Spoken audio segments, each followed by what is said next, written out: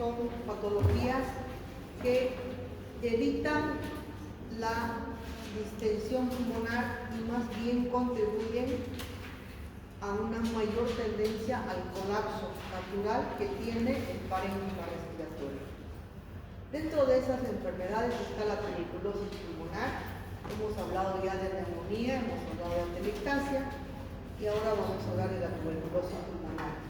La tuberculosis pulmonar por sí misma es una enfermedad que saben ustedes es infecciosa, contagiosa, altamente contagiosa, altamente prevalente en países del tercer mundo, y que dentro de las formas de manifestación que tiene puede manifestarse de diferentes maneras. La tuberculosis no se manifiesta de una sola forma. Puede manifestarse como un derrame pleural, puede manifestarse como un síndrome restrictivo intersticial, una tuberculosis biliar, puede manifestarse como un neumotórax por la formación de cavernas que pueden romperse y afectar, perforar el parénquima pulmonar y dar lugar al ingreso de aire. Pueden dar lugar también a procesos neumónicos. Entonces, cuando hablamos de tuberculosis, no hablamos de un solo síndrome, hablamos de una enfermedad que puede manifestarse de diferentes formas. Han debido leer ya ustedes que la enfermedad es una enfermedad prevalente, les decía, en países tercermundistas. Es enfermedad prevalente entre personas con inmunodeficiencia, entre ellos el síndrome de inmunodeficiencia adquirida, pero además otro tipo de inmunodeficiencia, como por ejemplo pacientes que están siendo tratados con inmunosupresores. Tengo muchos pacientes que hacen tratamiento con inmunosupresores, entonces una de las rutinas que hacemos es precisamente el control pulmonar. ¿Por qué? Por la frecuencia, por la mayor probabilidad de contraer tuberculosis. Entonces siempre estamos controlando a nuestros pacientes porque son inmunodeprimidos. Entonces cualquier paciente inmunodeprimido en un ambiente donde el bacilo está circulando puede contaminarse. Asimismo, otro tipo de inmunodepresión, ¿no? Diabetes mellitus, por ejemplo, insuficiencia renal, son pacientes altamente susceptibles de contraer tuberculosis. La tuberculosis pulmonar está producida por el bacilo de Koch, es un micobacterio, y que se caracteriza principalmente por afectar los pulmones. No es el único órgano que afectan, pero principalmente se ubican en los pulmones. ¿En qué lugar de los pulmones? En los ápices, ¿no? en los vértices pulmonares. Este bacilo de Koch tiene particularidades que hacen que haya una respuesta inflamatoria, pero además tiene en su cápsula, que lo protege, diferentes antígenos que están constituidos por lípidos y peptidoglicanos que alteran la función macrofágica. Por lo tanto, una vez ingresa el bacilo, los macrófagos no consiguen eliminarlos fácilmente. De tal manera que es un bacilo, es un microbio resistente a la acción de los macrófagos y que además por esta cápsula lipídica y de peptidoglicanos determina la formación de anticuerpos.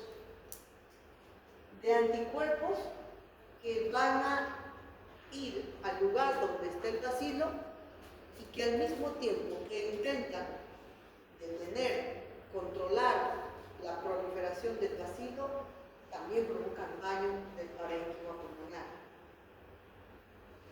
Por eso el parénquima pulmonar, aunque ya no haya tuberculosis, aunque ya no haya enfermedad activa, continúa con un proceso lleva a fibrosis y cicatrización de áreas extensas del parénquima pulmonar. Una vez que uno ve un paciente o el paciente se ha contaminado con tuberculosis, si no hace tratamiento, la tuberculosis es mortal, porque es una enfermedad progresiva.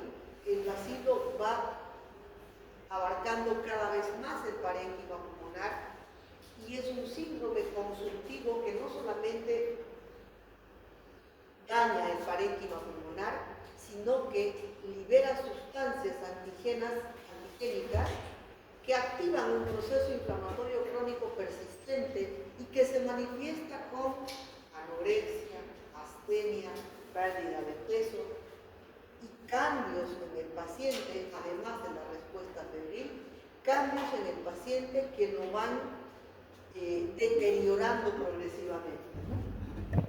Entonces el paciente no solamente se manifiesta con tos, expectoración, sino que también hay síntomas que están dentro de lo que llamamos síntomas consultivos, porque el paciente es como que se fuera consumiendo. Los macrófagos localmente que van hasta el sitio donde se ha ubicado el bacilo van a constituir posteriormente las llamadas células de Langerhans, se van a unir y van a conformar el granuloma tuberculoso. Las formas de contaminación, pues de adquirir la infección, la más frecuente es la vía aérea, ¿no? Hace una semana fue una paciente muy delgadita y tosía y claro, se notaba una tos húmeda, ¿no? Iba con su hija, que además la hija también tosía, y una niña que asumo que era su nieta, que también tosía. Era un trío de personas que tosían en el consultorio, ¿no? Y claro, el consultorio nunca está abierto, el consultorio está cerrado. Y ustedes saben que al expulsar o al toser, hay una fuerza que hace que los bacilos salgan y queden flotando en el medio ambiente y después caen. O hay un momento en el que quedan flotando, ¿no? Y ese es el momento en el cual uno se contagia. Entonces, claro, dentro de sus antecedentes yo ya la miré y dije, esta señora tiene cara de tuberculosis. Y había tenido tuberculosis hacía 13 años atrás, había completado su tratamiento, pero clínicamente, así el aspecto de ella era de una paciente que estaba con una tuberculosis activa, o sea, una recaída de la tuberculosis.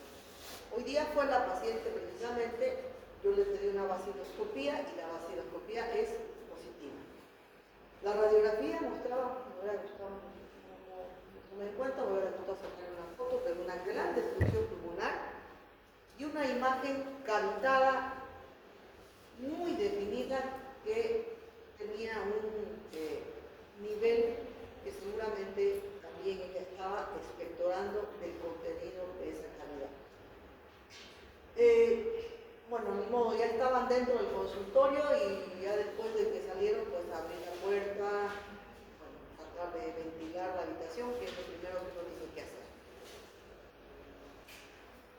La otra forma es por contaminación local y la otra forma es por vía hematógena.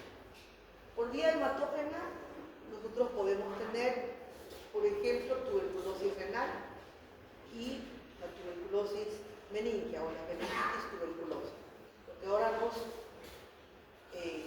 toca hablar es de la contaminación principalmente por vía aérea.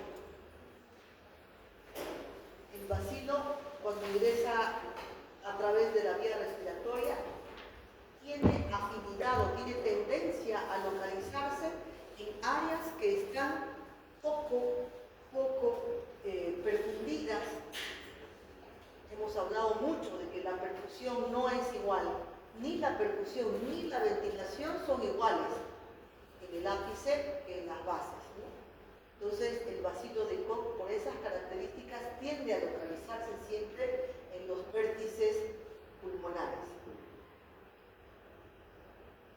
tres fases en la tuberculosis: una fase de contagio, donde uno adquiere casi siempre por vía aérea el bacilo. La fase 2, donde el bacilo va infectando el parénquima pulmonar y hay una respuesta inmunológica, hay llegada de células linfocitarias, hay activación de los macrófagos y hay una respuesta inmunitaria específica con producción de anticuerpos. La fase 3 ya es cuando el bacilo empieza a proliferar más rápidamente, la enfermedad se manifiesta y el paciente se hace bacilífero, él es ya contaminante, elimina bacilos cada vez que tose, ¿no? Entonces la evolución es como una pequeña lesión que va creciendo y va destruyendo el parénquima pulmonar y que, de no ser detectada, pues va afectando. Fíjense cómo da lugar a una reacción generalizada, inflamatoria, cicatrizal y formación de grandes cavidades. ¿Cuáles son los síntomas de una tuberculosis? En principio, y aquí en nuestro medio decimos, un paciente que tiene tos por más de 10 días, tos productiva o tos por más de 10 días, debería investigarse la causa y estar siempre pendientes de buscar una tuberculosis. ¿No? Un paciente con más de 10 días de tos persistente, necesariamente hay que buscarle tuberculosis. Entonces, el síntoma más importante es la tos. Aparte de la tos, la fiebre vespertina, ya los síntomas de respuesta inflamatoria: fiebre vespertina, pérdida de peso, astenia, anorexia. Además, diaforesis nocturna. Es muy típico, uno dice diaforesis nocturna, que es la sudoración durante la noche, dice, y es algo que uno le pregunta al paciente, o el paciente mismo dice, ¿no? Doctora, estoy tosiendo desde hace tiempo y me tengo que cambiar 2 o 3 veces la polera o la ropa de dormir porque transpiro y mojo la ropa con la que estoy durmiendo. Entonces, ojo, la diaforesis nocturna siempre hay que pensar, en primer lugar, en nuestro medio, tuberculosis pulmonar. Diagnóstico diferencial, esto es para ustedes, para que lo tengan presente: linfoma, ¿no? Pero en primer lugar, tuberculosis pulmonar. Luego pues ya va apareciendo la expectoración, conforme se van formando las cavidades, pueden afectar un pequeños vasos sanguíneos y entonces el paciente ya va a tener expectoración hemoctoica o hemoptisis franca. Debido a que el bacilo va dañando progresivamente el parénquima pulmonar, entonces se producen diferentes tipos de lesiones parenquimatosas, cavitaciones, fibrosis, condensación y también derrame pleural. ¿Cuáles son los factores de riesgo? Les decía yo, cualquier antecedente que determine inmunodepresión, síndrome de inmunodeficiencia adquirida, diabetes mellitus, uso de inmunosupresores, enfermedades autoinmunes. Todas esas son situaciones en las cuales los pacientes tienen mayor predisposición o como factores de riesgo para desarrollar tuberculosis pulmonar.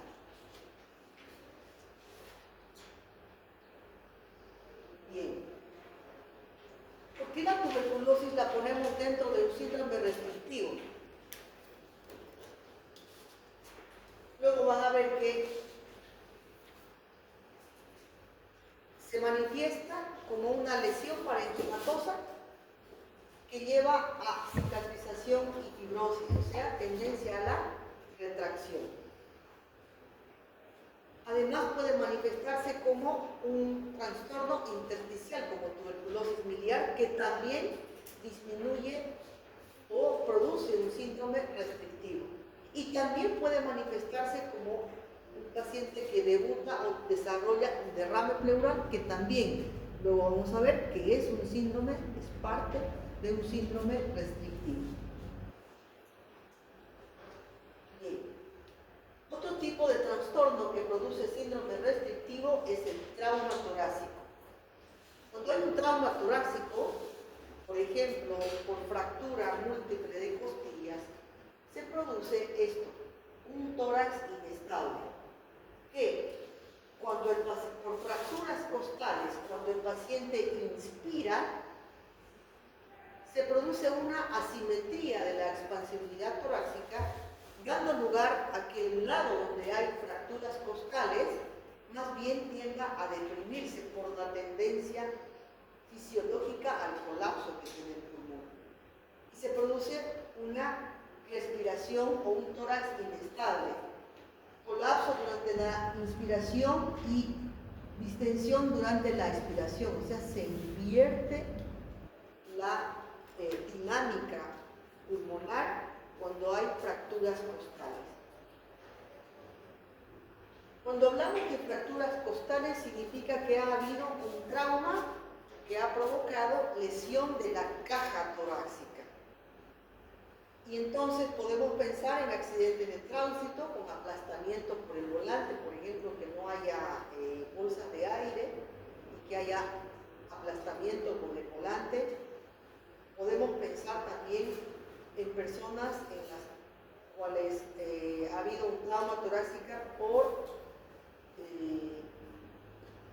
accidentalmente que hayan sufrido caída de algo pesado sobre el tórax. He visto pacientes, por ejemplo, que les han caído bolsas de cemento. He visto pacientes que les ha caído una tonelada de maíz de un camión que ha descargado y súbitamente cae y descarga gran cantidad de maíz y lo oprime, ¿no? Eso produce un trauma torácico. Bueno, cuando hay un trauma torácico se produce un síndrome restrictivo. Y el trauma torácico puede provocar contusión pulmonar, o sea, hablamos de contusión cuando ha habido un golpe que determina un proceso inflamatorio, o sea, edema, vasodilatación, trasudado de líquido, pero también lesión vascular que determina hemorragia pulmonar, hemorragia parenquimatosa alveolar. Si hay hemorragia y hay pérdida sanguínea, va a haber alteraciones en la presión sanguínea por hipovolemia y el trauma torácico va a determinar una alteración de la presión intratorácica, que es lo que les mostraba, una alteración de la presión intratorácica durante la inspiración y la expiración, con tendencia al colapso, formación de hematomas, lo cual lleva a hipoxemia, hipercapnia y el paciente que está con dolor y con esa asimetría en la mecánica ventilatoria desarrolla rápidamente síntomas y signos de hipoxemia por hipoventilación. La forma más frecuente de síndrome restrictivo por trauma es el tórax inestable, ¿no? Pero no se olviden también que puede haber sin fractura, puede haber contusión pulmonar o puede haber también un trauma abierto. Por ejemplo, acuchillamientos o accidentes donde haya perforación de la caja torácica. Todo esto hace que se produzca un síndrome restrictivo agudo, una neumopatía restrictiva aguda. Esta gráfica dice mucho sobre la asimetría que se produce en un tórax inestable. ¿Cuáles son las lesiones que tenemos que buscar siempre que un paciente llegue con antecedentes de accidente o de que ha sufrido un golpe o un trauma torácico, un politraumatismo, accidente de tránsito, caída de altura de las personas que están pintando, limpiando, construyendo, que pueden caerse, un politraumatizado? Siempre tenemos que buscar obstrucción de la vía aérea superior y síndromes restrictivos, neumotórax a tensión, neumotórax abierto, hemotórax masivo, tórax irresponsable y taponamiento cardíaco. Todas estas que van a provocar un síndrome restrictivo. Cuando hablamos de derrame pleural, también hablamos de otra forma de síndrome restrictivo. Y a más de la explicación fisiopatológica de por qué un derrame pleural causa restricción pulmonar, las imágenes dicen mucho. Aquí tenemos un derrame pleural que abarca casi la mitad del campo pulmonar derecho. Quiere decir que aquí hay una gran cantidad de líquido que está ocupando o rodeando el espacio pleural y rodeando y impidiendo la expansión pulmonar, pero sobre todo aumentando la presión que contribuye a la retracción, a la tendencia al colapso. A mayor cantidad de derrame, este es un derrame mínimo, que no va a provocar restricción, pero este es un derrame masivo, por ejemplo, que sí va a provocar una gran restricción pulmonar. Las causas de derrame pueden ser muchas, desde la tuberculosis que mencionábamos, puede ser una neumonía que se complica con un derrame pleural, que en este caso llamamos empiema, que es un derrame pleural turbulento. Puede ser secundaria a un trauma torácico, presencia de sangre en un tórax. Puede ser un tumor, mesotelioma. Puede ser un tumor primario, como por ejemplo mesotelioma, que es un tumor pleural. Puede ser un tumor propio del parénquima pulmonar, que ya esté avanzado. O puede ser metástasis pulmonares, o sea, un tumor primario que dé lugar a una aparición de siembras o metástasis a nivel pulmonar. También un derrame pleural puede estar relacionado por varias de las enfermedades autoinmunes, lupus, artritis, en fin, toda esa serie de enfermedades autoinmunes que pueden provocar una respuesta inflamatoria autoinmune a nivel de la pleura y provocar o manifestarse con derrame pleural. También la insuficiencia cardíaca puede dar derrame pleural. La insuficiencia cardíaca también puede dar derrame pleural. Puede dar derrame pleural un síndrome nefrótico, puede dar derrame pleural una insuficiencia o cirrosis hepática. Solamente que esas causas son diferentes a las causas inflamatorias. En el síndrome nefrótico, la causa será la hipoproteinemia. En una cirrosis hepática con hipertensión portal será la hipoproteinemia también, por otro mecanismo, pero también la hipoalbuminemia o hipoproteinemia. Y en la insuficiencia cardíaca, por el bajo volumen que determina una congestión venosa pulmonar que da lugar también a derrame pleural. Entonces, los mecanismos que dan lugar a derrame pleural pues pueden ser, sobre todo, fisiopatológicamente pueden encajar aquí las causas que les he mencionado. Disminución de la presión oncótica, síndrome nefrótico, hepatopatía crónica, o sea, una cirrosis con hipertensión portal. Aumento en la presión hidrostática, insuficiencia cardíaca. Aumento en la permeabilidad pleural, cualquier proceso inflamatorio pleural.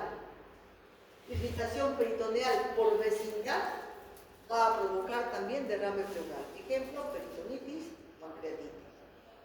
Disminución del drenaje linfático. Cualquier enfermedad tumoral, por ejemplo, que altere el drenaje linfático, va a provocar derrame pleural. Aumento de la presión intrapleural, aumento de la presión intrapleural, por ejemplo, hemotórax traumático. Las manifestaciones clínicas, pues un derrame así pequeñito, mínimo, prácticamente puede pasar desapercibido. Ni clínicamente ni el paciente tiene síntomas, será un hallazgo de radiografía. o la agudeza del médico de buscar un derrame pleural. Pero un derrame así va a dar síntomas, y un derrame así con mayor razón va a manifestarse. ¿Cómo se va a manifestar? Primero por dolor pleurítico. Un derrame así el paciente va a tener dolor pleurítico. Dolor pleurítico es un dolor pleural. La pleura tiene nociceptores que van a dar lugar a la sensación dolorosa. Y ustedes saben que tanto la pleura parietal como la pleura visceral están en constante roce, que cuando tenemos una irritación pleural, el movimiento respiratorio ocasiona dolor. Por lo tanto, ese es un dolor pleurítico. A mayor intensidad de la respiración, mayor la fricción entre las hojas pleurales, mayor el dolor. Entonces el paciente tiene una respiración superficial y cuando le decimos que respire profundo, como que se le corta la respiración. Ese es el dolor pleurítico. Tos y dificultad respiratoria. La dificultad respiratoria va a estar de acuerdo a la intensidad del derrame. En el examen físico lo he resumido así: un síndrome de derrame pleural. Eso es semiología. A ver, ¿quién puede decirme qué sucede o qué hallazgos caracterizan a un síndrome de derrame pleural?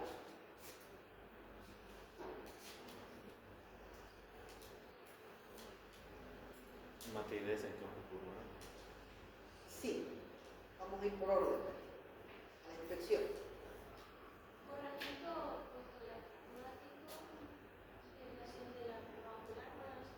Eso es radiografía. Clínicas, semiología. En orden, ¿verdad? La infección. ¿Cómo creen que va a estar este tórax? Ese tórax de ahí, este tórax de ahí. Tórax abombado. Tórax asimétrico. Asimétrico con abombamiento del hemitórax afectado.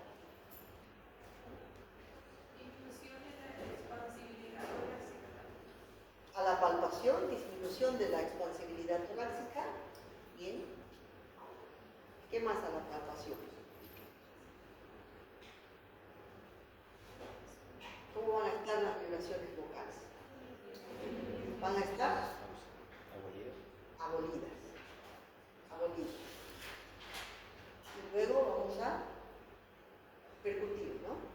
¿Cómo va a estar la percusión? Matidez absoluta. Hay un término que utilizan de submatidez.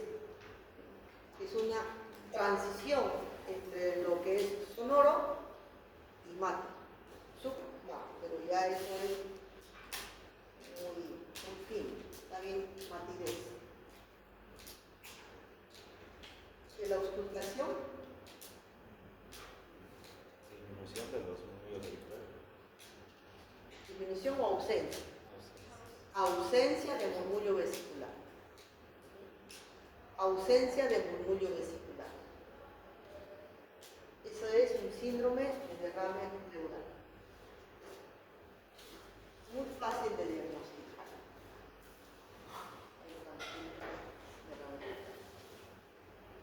Las consecuencias del derrame pleural son siempre de restricción pulmonar. Va a provocar un síndrome restrictivo. A mayor cantidad de derrame pleural, mayor restricción pulmonar. Mayor restricción pulmonar. Y por supuesto, eso puede llevar a una insuficiencia respiratoria primero y luego a insuficiencia cardíaca. El neumotórax es otro síndrome restrictivo. Igual, la imagen dice mucho. Aquí ha habido, en este caso, aquí hay ausencia de parénquima pulmonar y vemos aquí el muñón pulmonar retraído. Ha habido una retracción completa del parénquima pulmonar. Todo esto está ocupado por aire. Pero no solamente es que el aire ocupa la cavidad torácica, sino que empuja el mediastino hacia el lado opuesto, provocando una restricción pulmonar. hablamos del neumotórax, decimos que es la acumulación de aire del medio ambiente en el espacio pleural. Esta acumulación de aire ejerce presión sobre el parénquima pulmonar, lo empuja y dificulta su expansión, provocando más bien una restricción pulmonar. El parénquima pulmonar puede estar parcialmente colapsado o puede haber un colapso completo. Las manifestaciones serán de insuficiencia respiratoria, pero la intensidad de los síntomas respiratorios tendrán que ver con la magnitud del aire que ha ingresado y la velocidad con la cual se ha producido el ingreso de aire, es decir, el neumotórax. Aquí que vemos un colapso prácticamente pulmonar, seguramente el paciente está en una franca insuficiencia respiratoria. Las causas pues, pueden ser traumatismos torácicos, heridas con armas de fuego, arma blanca, fracturas costales o también después de ciertos procedimientos, ¿no?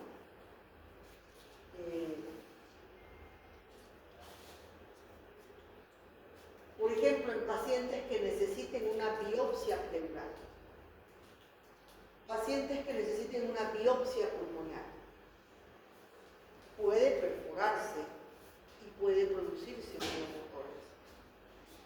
¿Cuáles van a ser los síntomas? Dolor torácico agudo, súbito, la perforación y el ingreso del aire, el colapso pulmonar, independientemente de la intensidad del colapso, provoca dolor. Entonces va a haber dolor torácico agudo, que dificulta o empeora con los movimientos respiratorios. Dificultad respiratoria, sensación de opresión, taquicardia, disnea y cianosis. Síntomas y signos de insuficiencia respiratoria. Un paciente con un colapso pulmonar agudo es imposible que esté asintomático. ¿En quiénes vamos a pensar que se trata de un neumotórax? Lo que habíamos mencionado antes. Todo paciente traumatizado hay que buscar un neumotórax. Hay que evaluar los síntomas respiratorios y hacer una radiografía de tórax buscando ¿qué? Buscando un neumotórax. Existen diferentes tipos de neumotórax. El neumotórax puede ser espontáneo, por ejemplo, en una tuberculosis, en una caverna que perfore y que dé lugar al ingreso de aire a través de una perforación bronquial. Puede ser también secundario, puede ser traumático, y cuando es traumático puede ser abierto, por ejemplo, una herida por arma blanca, o puede ser también cerrado, es decir, sin ninguna herida, en un accidente en el cual haya habido. Me contaba un paciente que una vez se encontró con su amigo y fue tan efusivo el encuentro que se abrazaron y se golpearon la espalda, así, ¿no?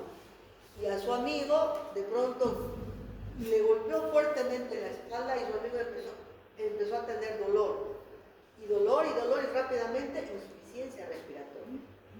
Su amigo tenía enfisema pulmonar y el enfisema pulmonar había estado tan avanzado, estaba lleno de bullas, de cavidades llenas de aire, y una de esas afectó un bronquio, y entre las camadas que le dieron tan fuerte, le dio a su amigo tan fuerte, se produjo un neumotórax.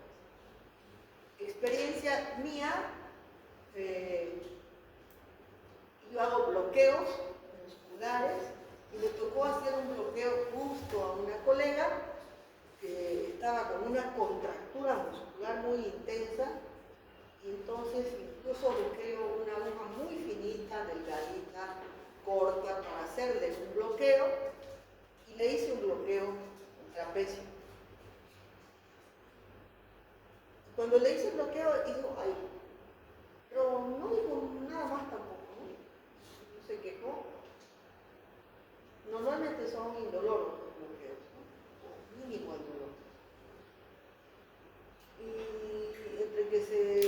día nuevamente, así ella empezó a tener incomodidad, pero tampoco tenía insuficiencia respiratoria, no tenía tos, y se fue.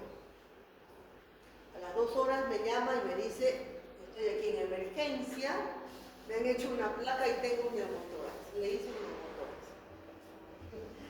Cosas que le pasan a uno y que, bueno, le tuvieron que poner tubo, etc. Un sello de agua le tuvieron que poner. Pero a mí me ha tocado hacer un neumotórax iatrogénico. El neumotórax que tenía mi colega era un neumotórax iatrogénico, pero eso lo hice. No es un orgullo, pero a cualquiera le sucede, ¿no? Igual cuando se hace una broncoescopía o cualquier otro procedimiento se puede lastimar la pleura y perforar. ¿Qué es lo que yo creo que sucedió? Que cuando yo introduje la aguja, en lugar de estar en expiración, ella inspiró profundamente, llenó todo el vértice y bueno, lamentablemente perforé. Bueno, mala suerte, evolucionó así de esa manera.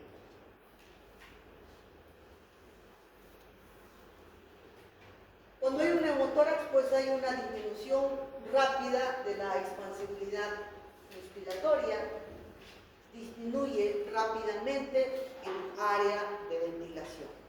Se produce una alteración en la relación ventilación-perfusión. ¿Por qué? Porque hay un parénquima que está cada vez más disminuido por el mismo colapso pulmonar.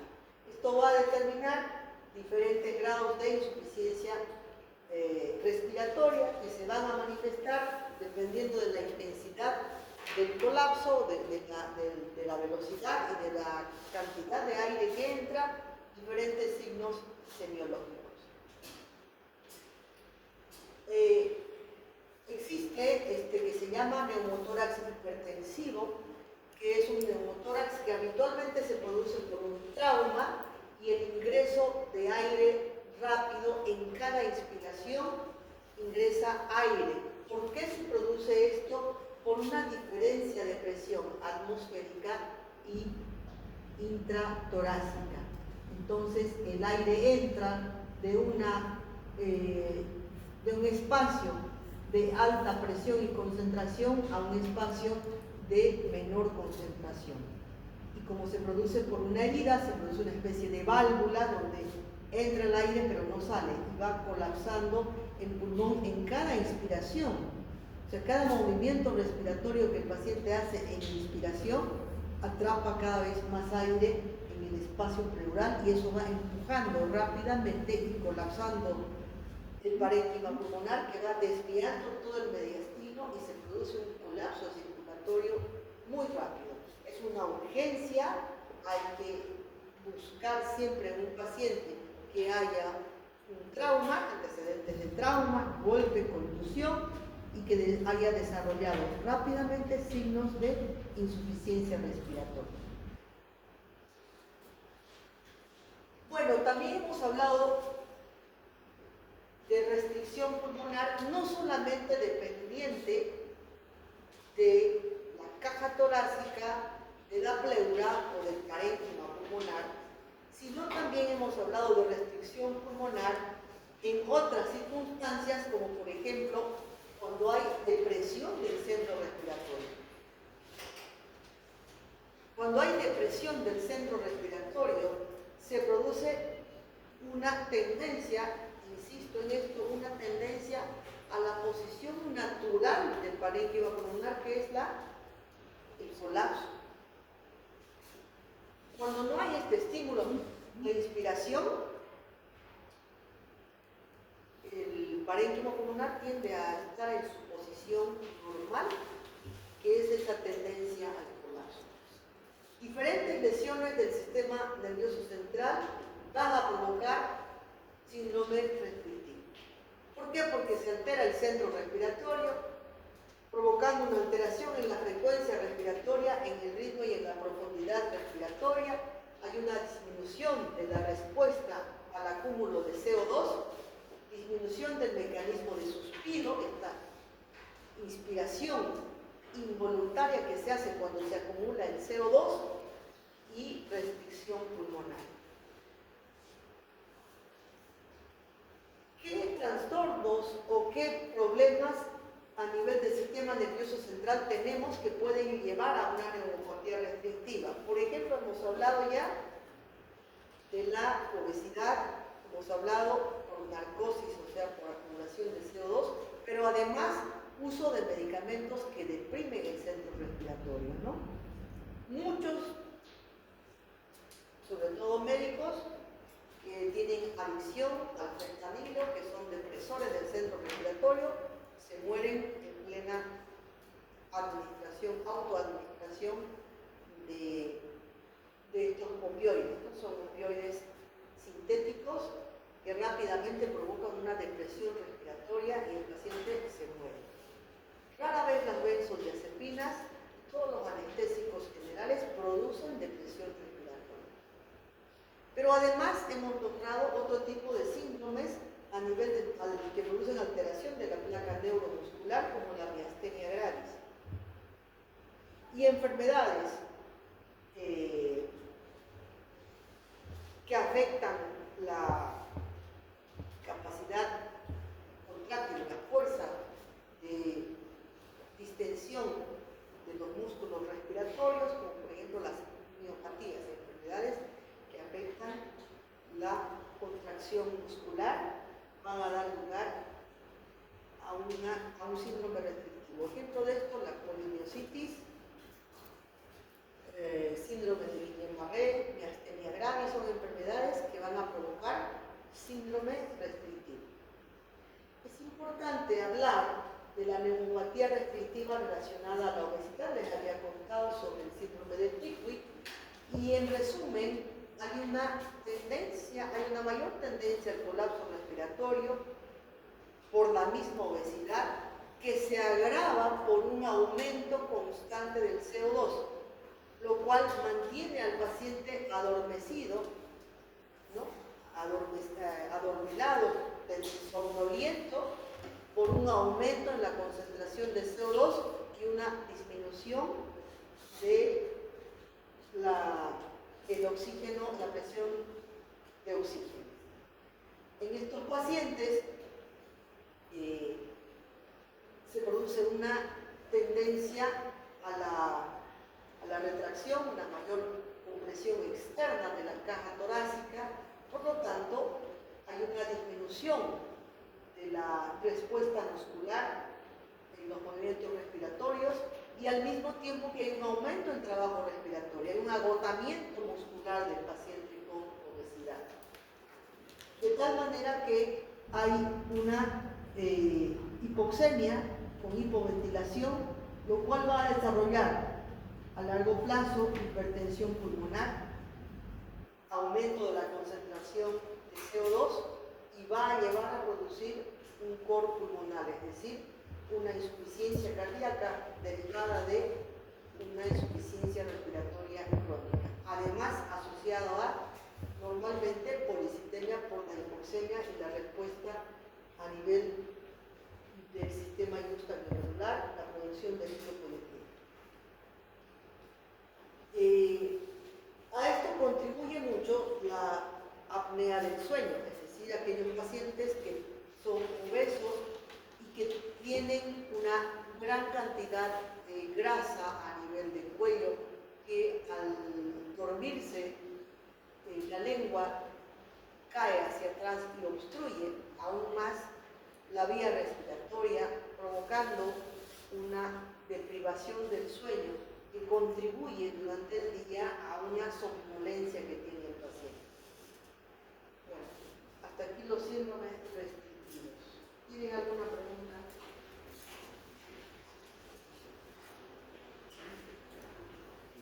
Doctora, ¿la neuropatía por obesidad es distinta de las que disminuyen el centro respiratorio o tiene la misma relación?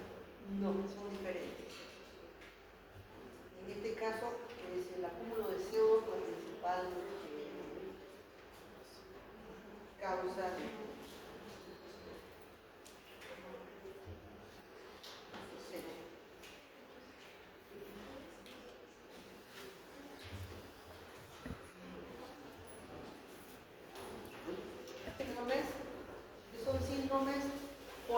relación de la unidad anatómica que es la relación alveolo-capilar.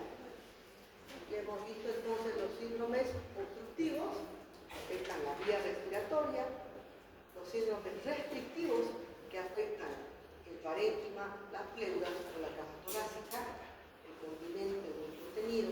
Y ahora vamos a ver ya los síndromes que afectan a nivel de la íntima relación que hay entre el alveolo y el capilar. Se llama así. ¿Ah, verdad? Gracias.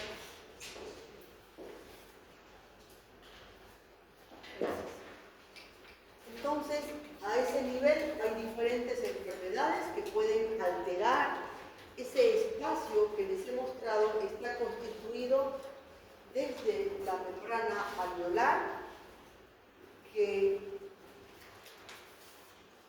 tanto el oxígeno como el CO2 tienen que atravesar hasta llegar al capilar y atravesar la membrana endotelial y llegar al eritrocito. Pero en ese espacio alveolo capilar pueden asentarse diferentes tipos de enfermedades. La más representativa es el edema pulmonar. De ellos, el edema agudo pulmonar ocasionado por la insuficiencia cardíaca es uno de los síndromes de disfunción alveolo-capilar que con mayor frecuencia uno puede ver. Cuando hablamos de síndrome de disfunción alveolo-capilar, entonces nos vamos a referir con mayor frecuencia al edema pulmonar. Este edema pulmonar, fíjense, puede ser edema intersticial, del intersticio alveolar, del tejido intersticial, o puede ser edema de la pared alveolar. Cuando hablamos de edema intersticial o edema alveolar, estamos hablando de una alteración para la difusión de oxígeno y de CO2, lo cual determina una alteración en la relación ventilación-perfusión. Cuando hay una alteración en la relación ventilación-perfusión por lesión alveolo-capilar, normalmente existe la búsqueda de derivaciones vasculares que van a buscar otros alveolos y otros capilares para mejorar la oxigenación. Entonces hay la apertura de shunts, apertura, desvío de la sangre hacia lugares más oxigenados o de mayor, más fáciles de oxigenar, disminución de la compliance pulmonar, no se puede expandir porque hay presencia de edema, y aumento del trabajo respiratorio. Aumento del trabajo respiratorio es decir, a mayor esfuerzo respiratorio. En el edema agudo de pulmón nosotros tenemos, en primer lugar, que recordar que hablamos de edema agudo de pulmón como manifestación de insuficiencia ventricular izquierda, insuficiencia cardíaca izquierda, insuficiencia ventricular izquierda. Y recordando aquello, vamos a recordar que cuando falla el ventrículo izquierdo, va a aumentar la presión de la aurícula izquierda. Al aumentar la presión de la aurícula izquierda, aumenta la presión capilar pulmonar. Al aumentar la presión capilar pulmonar, se produce vasodilatación, aumento en la permeabilidad y escape o fuga de líquido al intersticio, que es lo que llamamos edema agudo de pulmón. Eso determina una insuficiencia respiratoria aguda. Aumentando entonces la presión de la aurícula izquierda, aumenta la presión intraalveolar, aumenta la permeabilidad alveolo-capilar, determinando una alteración en la difusión de los gases Y esto puede estar determinado por diferentes causas, principalmente por insuficiencia cardíaca, donde hay un aumento de la presión hidrostática. Pero también puede ser por una disminución de la presión oncótica, por una severa hipoproteinemia, un aumento en la permeabilidad alveolo capilar, shock séptico, por ejemplo, uremia, insuficiencia renal crónica, cualquier tipo de infección o una reacción antígeno-anticuerpo, un shock anafiláctico. Trastornos que determinen una disminución de la presión intraalveolar como alteración en el surfactante, enfermedades de membranas hialinas del recién nacido. Es lo que les comentaba de la principal causa de edema pulmonar y síndrome alveolo capilar, el edema agudo de pulmón por insuficiencia cardíaca izquierda. Entonces hay una disminución del vaciamiento del ventrículo izquierdo, lo cual determina un aumento del volumen y la presión en la aurícula izquierda, congestión de las venas y capilares pulmonares, trasudado de líquido pulmonar, edema agudo de pulmón.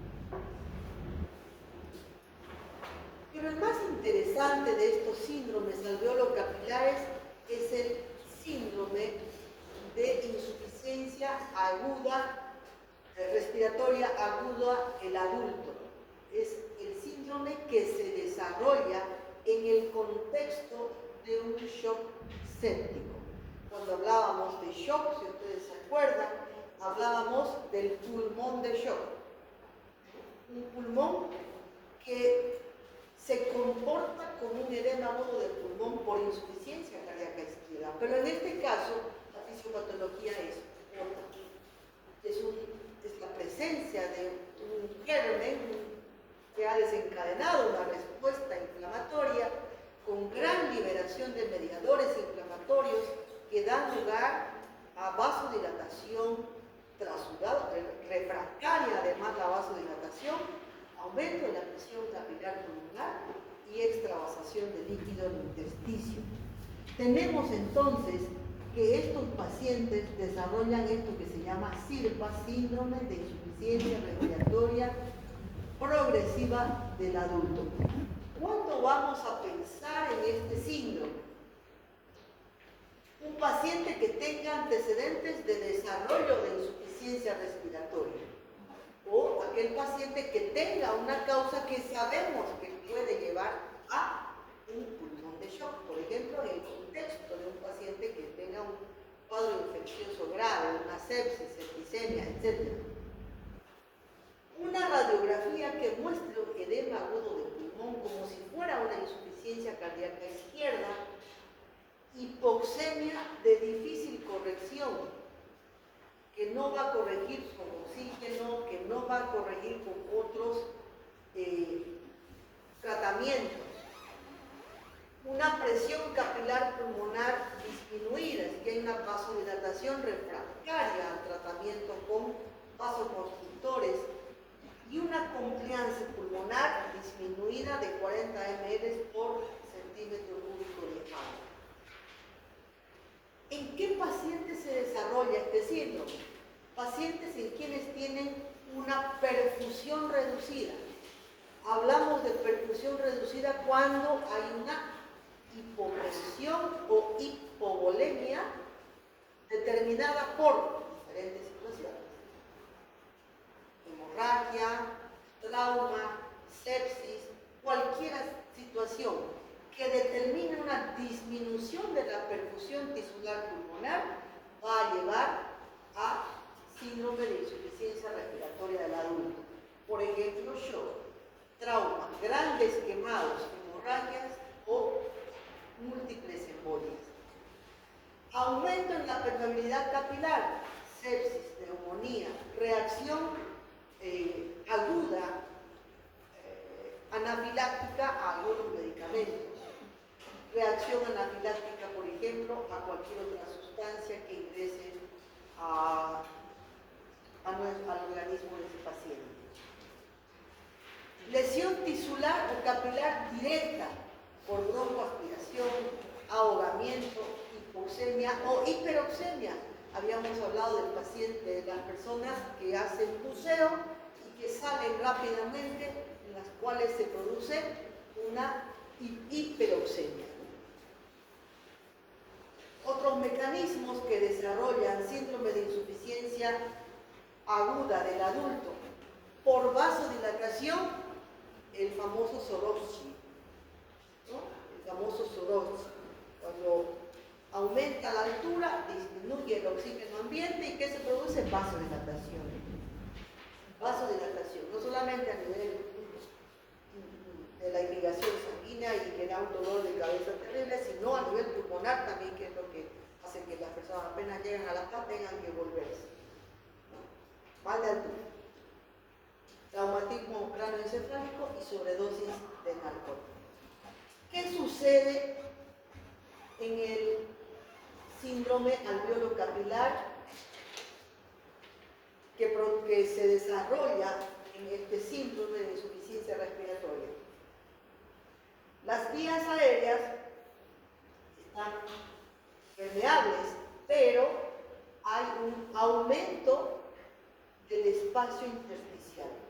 Un aumento del espacio intersticial, aumento del espacio alveolo capilar.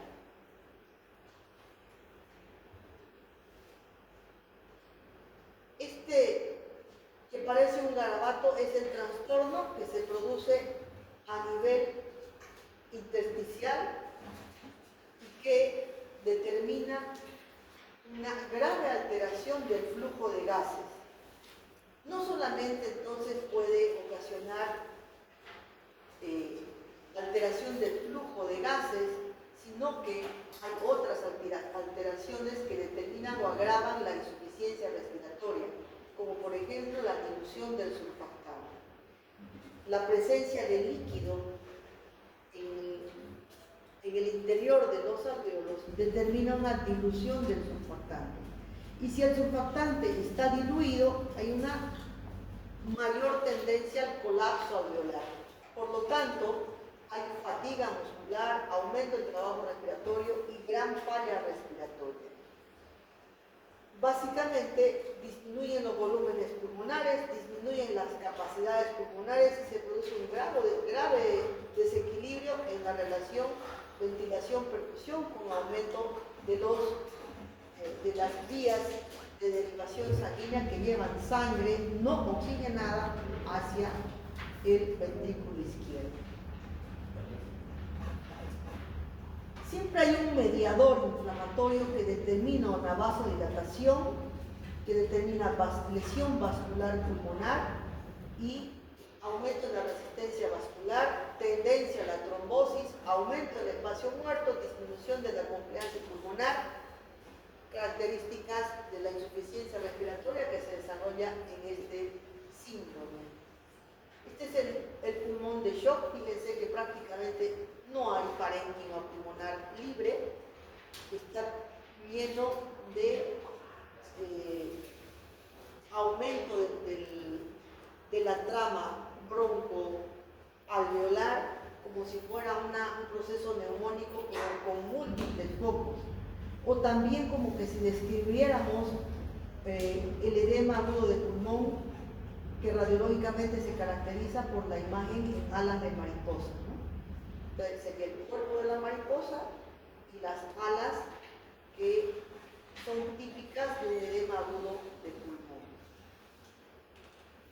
Otro cuadro que produce una alteración de la relación ventilación-perfusión es la trombosis. Una trombosis venosa profunda, es decir, la presencia de un coágulo a nivel venoso, determina la famosa tríada de Virchow. Esta tríada de Virchow se caracteriza por éxtasis sanguíneo debido a la obstrucción, lesión endotelial e hipercoagulabilidad, activación de mediadores de la coagulación, lo cual va a dar lugar a una tendencia a la trombosis venosa profunda y a sus características. Cuando sospechamos de trombosis tromboembolismo pulmonar. ¿En qué pacientes?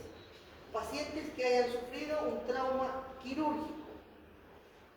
Por ejemplo, cirugías muy prolongadas, prótesis de cadera, politraumatizado, o también no quirúrgico, politraumatizado, en el cual no haya sido necesario intervenir quirúrgicamente. ¿Qué sucede cuando hay un politraumatismo o un traumatismo grande?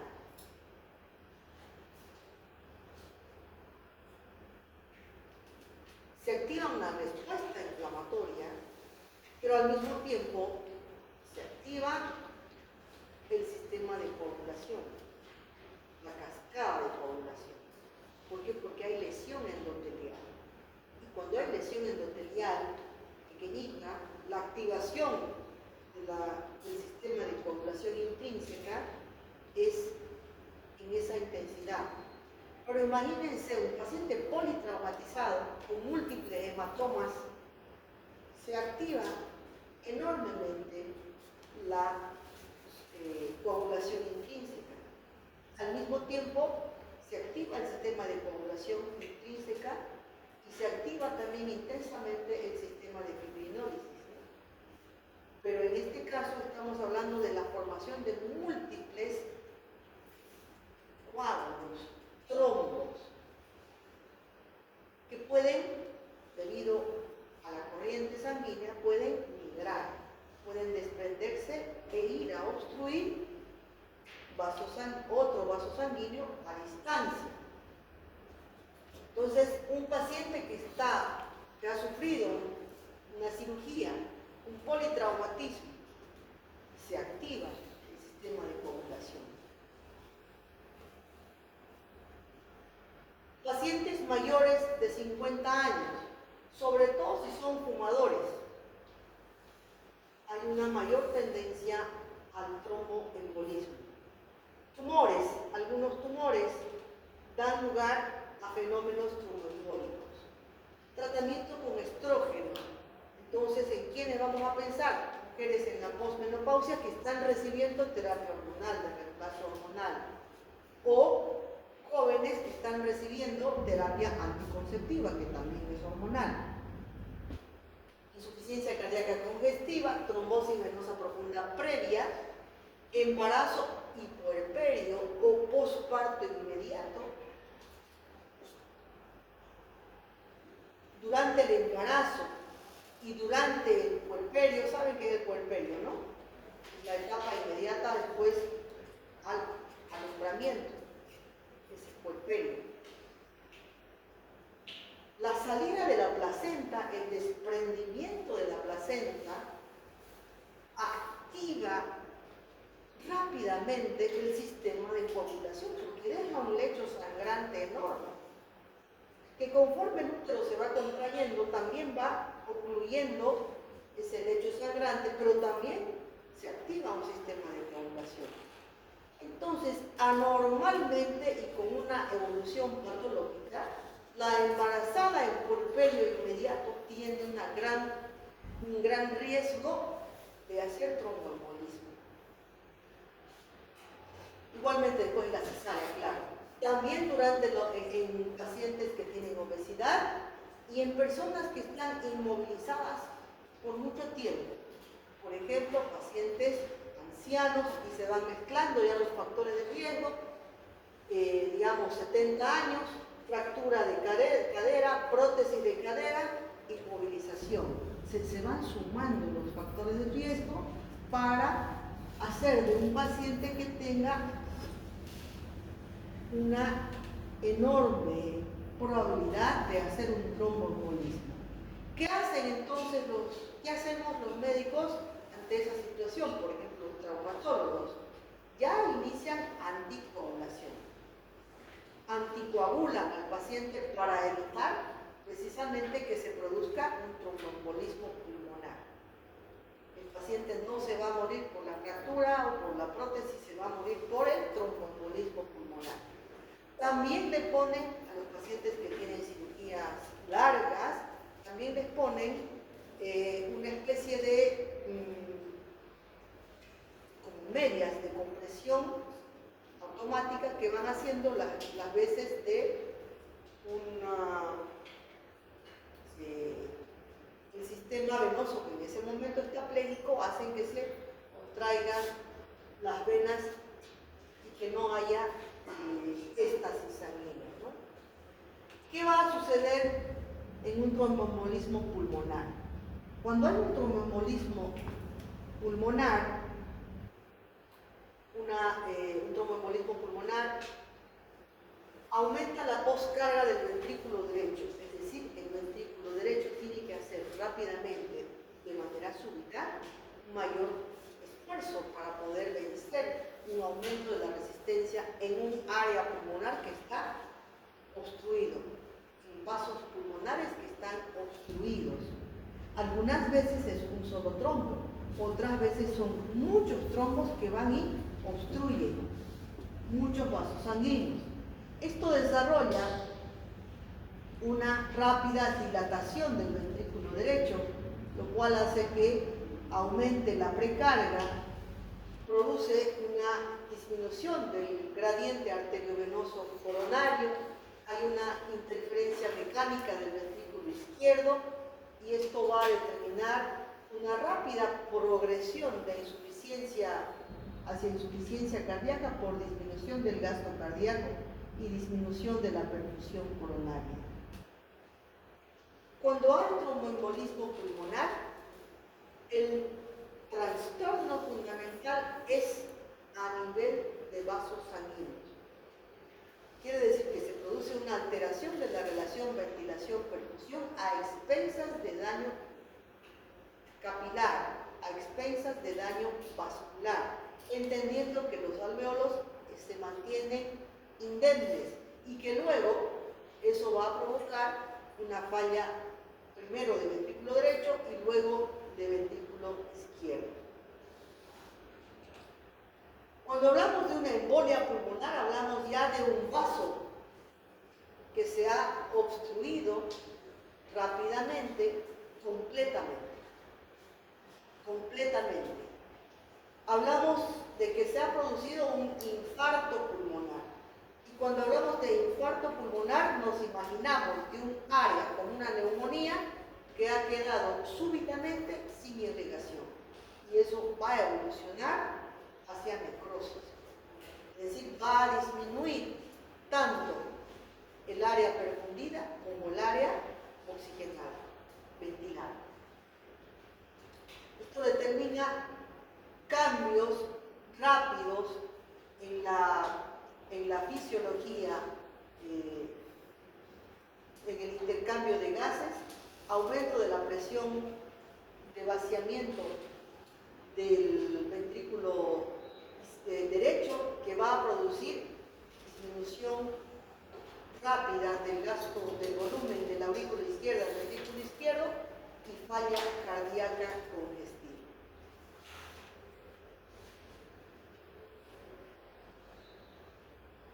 Se produce entonces una insuficiencia cardíaca derecha que va a llevar a una insuficiencia cardíaca izquierda, hipoxemia arterial, alteración de la relación ventilación-perfusión, un aumento del espacio muerto. Claro, en un infarto pulmonar va a haber un área que, dependiendo del diámetro del vaso sanguíneo, del calibre del vaso sanguíneo, a mayor calibre, pues mayor el área isquémica, provocando colapso alveolar. Los síntomas, fíjense, son de insuficiencia respiratoria. No es un paciente que va a pasar días con insuficiencia respiratoria, no, es un cuadro agudo de insuficiencia respiratoria aguda. ¿En quién vamos a sospechar o vamos a pensar en un tromboembolismo o una embolia pulmonar? En aquellos pacientes que hemos visto que tienen factores de riesgo. Es un diagnóstico complejo, pero que ante un paciente con factores de riesgo tenemos que tenerlo como diagnóstico diferencial. Va a producir entonces signos de insuficiencia respiratoria, pero además aumento de la presión pulmonar y cor pulmonale agudo, es decir, insuficiencia cardíaca origen respiratorio. ¿Cuáles son los síntomas del tromboembolismo pulmonar? Lo típico en este paciente es que súbitamente tiene dolor torácico tipo neumonía, dolor torácico, disconfort respiratorio. En el 88% de los pacientes se presenta dolor torácico, se presenta rápidamente datos de insuficiencia respiratoria con disnea, tos y muy característicamente en este contexto de insuficiencia respiratoria aguda, dolor torácico, la aparición de hemoptisis y rápidamente evolución hacia un estado de shock, que se va a caracterizar por hipotensión, diaforesis, síncope. Y vamos a encontrar datos de falla circulatoria y falla respiratoria, taquipnea, taquicardia, estertores como si fuera una neumonía en el lugar donde ha sucedido la obstrucción vascular, cambios en la saturación de oxígeno, puede en la evolución aparecer fiebre, diaforesis y galope por insuficiencia cardíaca izquierda. Diagnóstico diferencial: cualquier cuadro de instalación rápida que evolucione con insuficiencia respiratoria, infarto de miocardio, insuficiencia cardíaca congestiva, crisis asmática, neumotórax, neumonía, hipertensión pulmonar primaria, pericarditis, fracturas, osteocondritis o también ansiedad, crisis de ansiedad.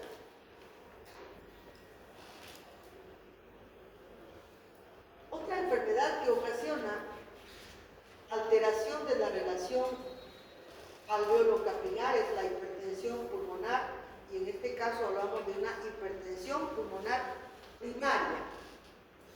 No tiene relación con la hipertensión arterial sistémica, estamos hablando de una hipertensión arterial pulmonar, enfermedad de origen desconocido que se caracteriza por un aumento de la presión capilar pulmonar.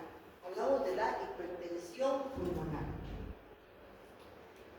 La mayoría de los casos idiopáticos, pero también pueden estar ocasionados por algunas cardiopatías congénitas, algunas enfermedades pulmonares, sobre todo enfermedades intersticiales, enfisema pulmonar, EPOC y lesiones o trastornos del ventrículo izquierdo.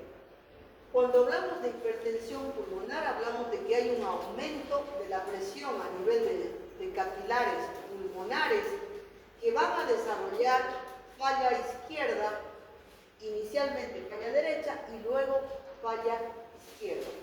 Cualquiera de estas puede ser la causa, no es una enfermedad frecuente. Fisiopatológicamente, en la hipertensión pulmonar primaria hay una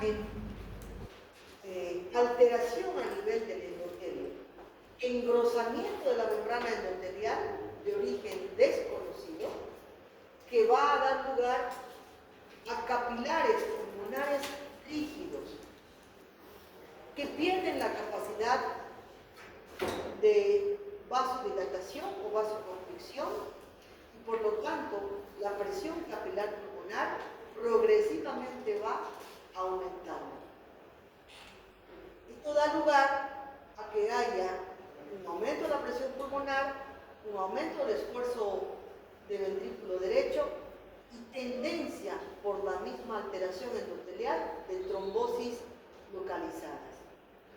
Las causas que pueden llevar a esto fisiopatológicamente puede deberse a presencia en mayor cantidad de sustancias vasoconstrictoras, aumento de mediadores plaquetarios que dan lugar a microtrombosis, alteraciones en los canales de calcio y de potasio, que en resumen, independientemente o en conjunto, van a aumentar el espesor del endotelio, aumentar el tono vascular y van a dar lugar a una hipertensión pulmonar.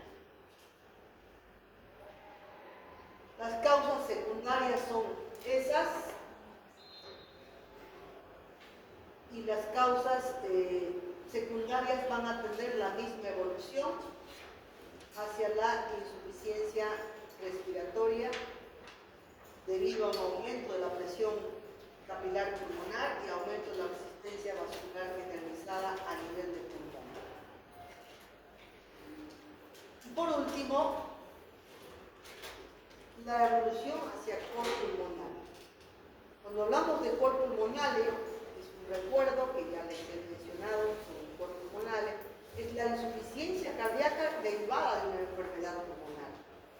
Cualquiera de estas enfermedades que les he mencionado, intersticiales, vasculares, crónicas, van a dar lugar a insuficiencia cardíaca derecha y luego insuficiencia cardíaca izquierda.